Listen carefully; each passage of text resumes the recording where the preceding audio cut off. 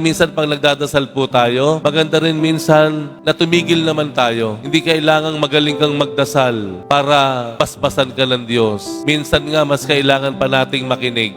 Tumahimik lang at sabihin natin, Lord, speak to me. Your servant is listening. Minsan maganda yung gano'n, na tayo luluhod, tayo magdadasal, pupunta tayo sa simbahan, magmimisa tayo, hindi lang para ibuhos lahat, kung hindi maglaan tayo ng sandali para makinig sa Panginoon. Dahil meron din siyang gustong sabihin sa atin. Dialogue, hindi monologue. Pakikipag-usap, paglalabas ng iyong saloobin, ngunit may kakayahan ding makinig doon sa ating kausap. Sino po sa mga kakilala natin ngayon ang hindi na natin nakakausap? Meron ba tayong iniiwasang makausap? Meron ba tayong nakakaligtaan na kumustahin na sa mga araw na ito? Gaano ba ang ating kakayahan para magpasensya, pigilin lang ating sarili, manahimik muna at makinig naman sa iba?